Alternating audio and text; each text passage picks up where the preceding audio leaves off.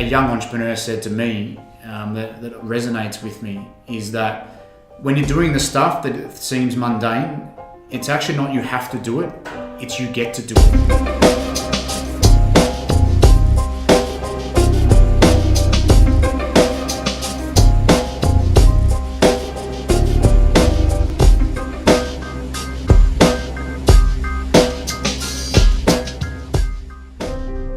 International education is one of our most important industries, yet international students are treated like a commodity and a transaction.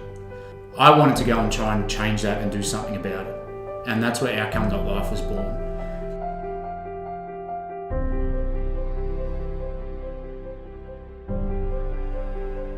The biggest problem that was facing international students wasn't getting a degree or a qualification, it was actually getting a job.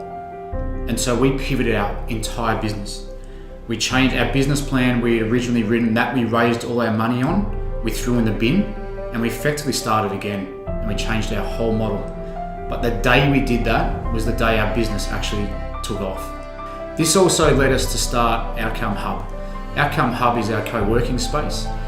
And what we wanted to be able to do was provide a place for internationals to come to who are interested in startups, starting a business, being involved in entrepreneurship. We have an open door policy. Anyone is welcome at any time to come and spend time. We informally mentor and coach young startup founders in actually starting a business.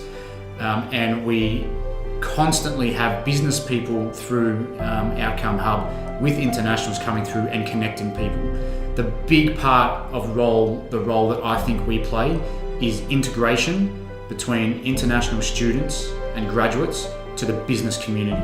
And we really focus on how we connect people to each other, because that's how you make stuff happen.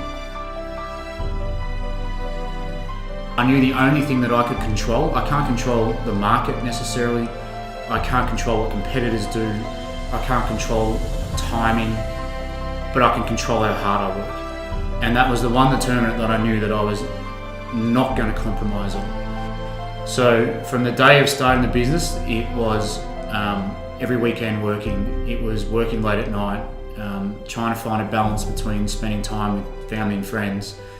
But you actually have to sacrifice a lot of that. I've sacrificed a lot of my social life because I knew that we had to bunker down for the first 3 years, because under no circumstances was I going to allow myself to be compromised in our business due to lack of hard work. When we applied for government funding, we'd already been operating for a year. We'd gone and raised over $500,000 in investor money. We've shown that we can go and raise money. We had a business model that had, at that stage, very little traction, but we had traction.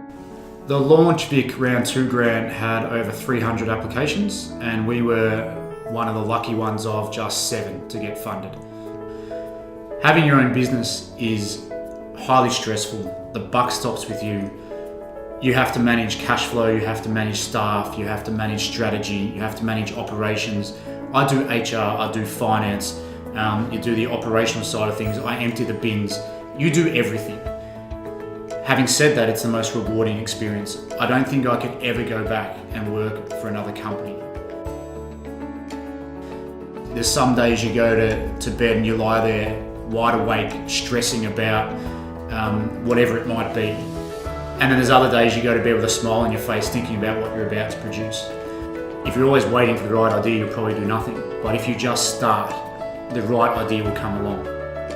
I've worked with young ladies that have a 9-month-old baby that haven't seen it for 6 months because the baby's back in Pakistan and they're here trying to get a degree for a better life. And those individual stories are what drives us. So I think when I get asked by students that we've helped and they say, why did you do this for me? I think it's because we legitimately care about helping people.